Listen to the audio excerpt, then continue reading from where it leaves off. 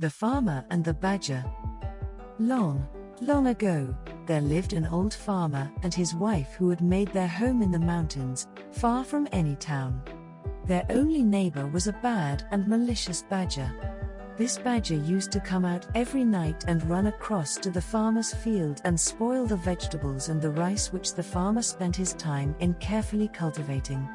The badger at last grew so ruthless in his mischievous work, and did so much harm everywhere on the farm, that the good-natured farmer could not stand it any longer, and determined to put a stop to it. So he lay in wait day after day and night after night, with a big club, hoping to catch the badger, but all in vain. Then he laid traps for the wicked animal. The farmer's trouble and patience was rewarded, for one fine day on going his rounds he found the badger caught in a hole he had dug for that purpose. The farmer was delighted at having caught his enemy, and carried him home securely bound with rope. When he reached the house, the farmer said to his wife, "I have at last caught the bad badger. You must keep an eye on him while I am out at work and not let him escape, because I want to make him into soup tonight." Saying this, he hung the badger up to the rafters of his storehouse and went out to his work in the fields. The badger was in great distress, for he did not at all like the idea of being made into soup that night, and he thought and thought for a long time, trying to hit upon some plan by which he might escape. It was hard to think clearly in his uncomfortable position, for he had been hung upside down. Very near him, at the entrance to the storehouse, looking out towards the green fields and the trees and the pleasant sunshine, stood the farmer's old wife pounding barley. She looked tired and old. Her face was seamed with many wrinkles, and was as brown as leather, and every now and then she stopped to wipe the perspiration which rolled down her face. "Dear lady," said the wily badger, "you must be very weary doing such heavy work in your old age. Won't you let me do that for you? My arms are very strong, and I could relieve you for a little while." "Thank you for your kindness," said the old woman, "but I cannot let you do this work for me because I must not untie you, for you might escape if I did, and my husband would be very angry if he came home and found you gone." Now, the badger is one of the most cunning of animals, and he said again in a very sad, gentle voice, "You are very unkind. You might untie me, for I promise not to try to escape. If you are afraid of your husband, I will let you bind me again before his return when I have finished pounding the barley. I am so tired and sore tied up like this. If you would only let me down for a few minutes, I would indeed be thankful." The old woman had a good and simple nature, and could not think badly of anyone. Much less did she think that the badger was only deceiving her in order to get away. She felt sorry, too, for the animal as she turned to look at him. He looked in such a sad plight, hanging downwards from the ceiling by his legs, which were all tied together so tightly that the rope and the knots were cutting into the skin. So in the kindness of her heart, and believing the creature's promise that he would not run away, she untied the cord and let him down. The old woman then gave him the wooden pestle and told him to do the work for a short time while she rested. He took the pestle, but instead of doing the work as he was told, the badger at once sprang upon the old woman and knocked her down with the heavy piece of wood. He then killed her and cut her up and made soup of her, and waited for the return of the old farmer. The old man worked hard in his fields all day, and as he worked he thought with pleasure that no more now would his labor be spoiled by the destructive badger. Towards sunset he left his work and turned to go home. He was very tired, but the thought of the nice supper of hot badger soup awaiting his return cheered him. The thought that the badger might get free and take revenge on the poor old woman never once came into his mind. The badger meanwhile assumed the old woman's form, and as soon as he saw the old farmer approaching came out to greet him on the veranda of the little house, saying, "So you have come back at last. I have made the badger soup and have been waiting for you for a long time." The old farmer quickly took off his straw sandals and sat down before his tiny dinner tray. The innocent man never even dreamed that it was not his wife but the badger who was waiting upon him, and asked at once for the soup. Then the badger suddenly transformed himself back to his natural form and cried out, "You wife-eating old man! Look out for the bones in the kitchen." Laughing loudly and derisively, he escaped out of the house and ran away to his den in the hills. The old man was left behind alone. He could hardly believe what he had seen and heard. Then when he understood the whole truth, he was so scared and horrified that he fainted right away.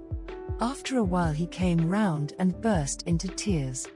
He cried loudly and bitterly. He rocked himself to and fro in his hopeless grief.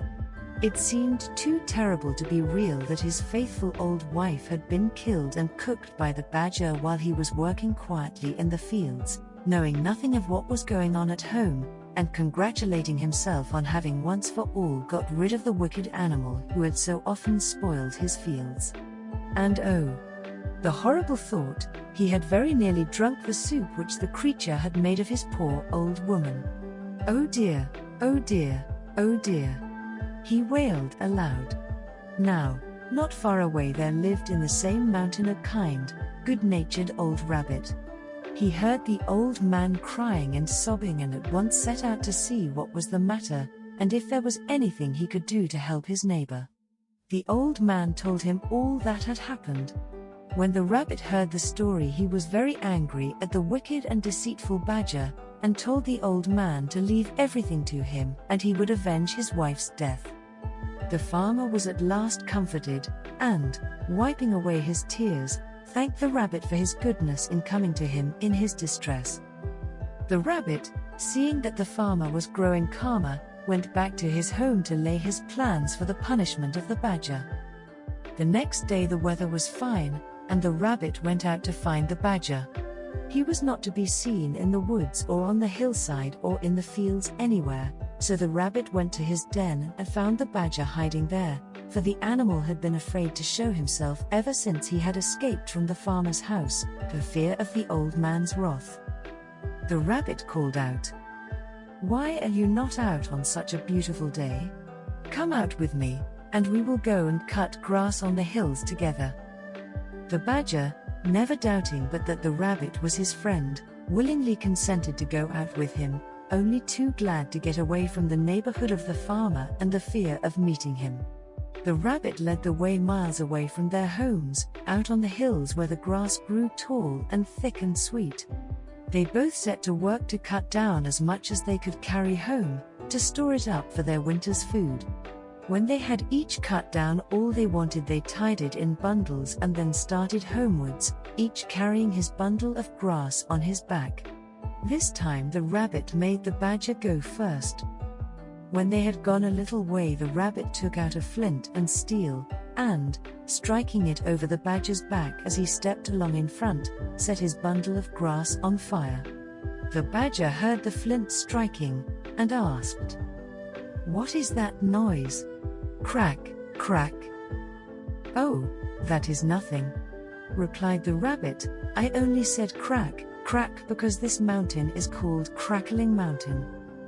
The fire soon spread in the bundle of dry grass on the badger's back. The badger, hearing the crackle of the burning grass, asked, "What is that?" "Now we have come to the burning mountain," answered the rabbit. By this time the bundle was nearly burned out and all the hair had been burned off the badger's back. He now knew what had happened by the smell of the smoke of the burning grass. Screaming with pain, the badger ran as fast as he could to his hole. The rabbit followed and found him lying on his bed groaning with pain. "What an unlucky fellow you are," said the rabbit. "I can't imagine how this happened. I will bring you some medicine which will heal your back quickly." The rabbit went away glad and smiling to think that the punishment upon the badger had already begun. He hoped that the badger would die of his burns, for he felt that nothing could be too bad for the animal, who was guilty of murdering a poor helpless old woman who had trusted him. He went home and made an ointment by mixing some sauce and red pepper together. He carried this to the badger, But before putting it on, he told him that it would cause him great pain, but that he must bear it patiently, because it was a very wonderful medicine for burns and scalds and such wounds. The badger thanked him and begged him to apply it at once. But no language can describe the agony of the badger as soon as the red pepper had been pasted all over his sore back. He rolled over and howled loudly. The rabbit, looking on, felt that the farmer's wife was beginning to be avenged. The badger was in bed for about a month, but at last, in spite of the red pepper application, his burns healed and he got well. When the rabbit saw that the badger was getting well, he thought of another plan by which he could compass the creature's death. So he went one day to pay the badger a visit and to congratulate him on his recovery. During the conversation, the rabbit mentioned that he was going fishing, and described how pleasant fishing was when the weather was fine and the sea smooth. The badger listened with pleasure to the rabbit's account of the way he passed his time now, and forgot all his pains and his month's illness, and thought what fun it would be if he could go fishing too, so he asked the rabbit if he would take him the next time he went out to fish. This was just what the rabbit wanted, so he agreed. Then he went home and built 2 boats, one of wood and the other of clay. At last they were both finished, and as the rabbit stood and looked at his work, he felt that all his trouble would be well rewarded if his plan succeeded, and he could manage to kill the wicked badger now. The day came when the rabbit had arranged to take the badger fishing. He kept the wooden boat himself and gave the badger the clay boat. The badger, who knew nothing about boats, was delighted with his new boat and thought how kind it was of the rabbit to give it to him. They both got into their boats and set out. After going some distance from the shore, the rabbit proposed that they should try their boats and see which one could go the quickest. The badger fell in with the proposal, and they both set to work to row as fast as they could for some time. In the middle of the race, the badger found his boat going to pieces, for the water now began to soften the clay. He cried out in great fear to the rabbit to help him. But the rabbit answered that he was avenging the old woman's murder, and that this had been his intention all along, and that he was happy to think that the badger had at last met his deserts for all his evil crimes, and was to drown with no one to help him. Then he raised his oar and struck at the badger with all his strength till he fell with a sinking clay boat, and was seen no more. Thus at last he kept his promise to the old farmer. The rabbit now turned and rowed shorewards, and having landed and pulled his boat upon the beach, hurried back to tell the old farmer everything, and how the badger, his enemy, had been killed. The old farmer thanked him with tears in his eyes. He said that till now he could never sleep at night or be at peace in the daytime, thinking of how his wife's death was unavenged, but from this time he would be able to sleep and eat as of old.